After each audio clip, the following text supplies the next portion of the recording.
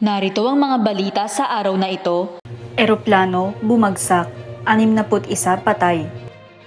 Isang regional turboprop plane ang bumagsak malapit sa Sao Paulo sa Brazil nitong Biyernes na nagresulta sa pagkamatay ng lahat ng 61 pasahero ayon sa airline. Ayon sa regional carrier na Vopas, umalis mula sa Cascavel sa Paraná ang eroplano patungo sa International Airport ng Sao Paulo at bumagsak bandang 1:30 ng hapon sa lokal na oras sa Vinhedo, mga 80 kilometers sa hilagang kanluran ng Sao Paulo.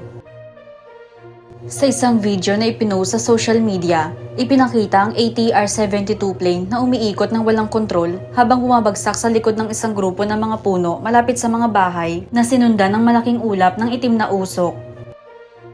Sinabi ng mga opisyal ng lungsod ng Valinhos malapit sa Vinhedo na walang nakaligtas mula sa pagbagsak ng eroplano at isang bahay lamang sa local condominium complex ang nasira, ngunit walang residente ang nasaktan.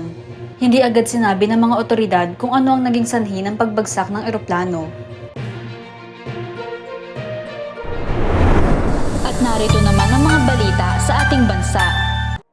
Barko ng China namataan sa Recto Bank. Namataan ang isang barkong pananaliksik ng China sa Recto Bank o tinatawag na Ding Reed Bank ayon sa isang independent monitor. Ito ay matapos ang ilang araw na pananaliksik ng nasabing barko sa mga bahura at shoal sa kanlurang bahagi ng Palawan.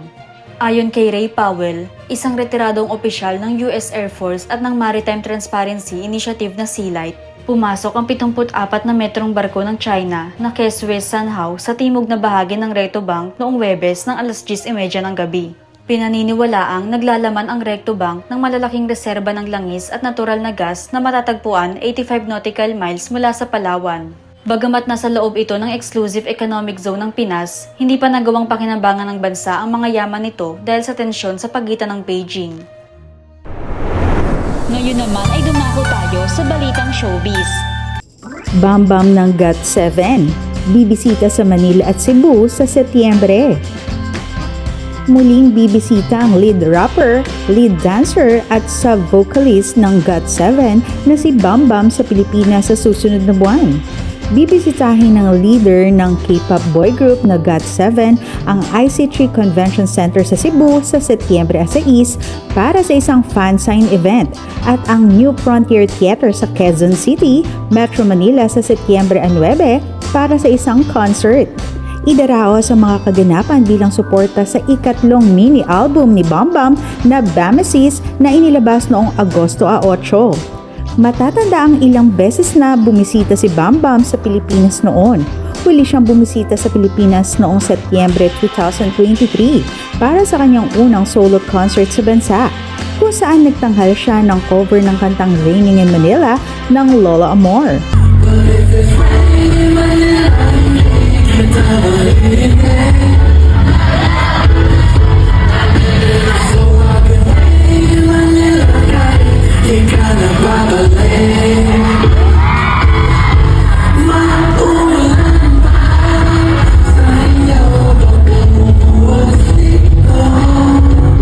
Magiging panauhin naman sa upcoming concert ang close friend ni Bambam na si Sandara Park.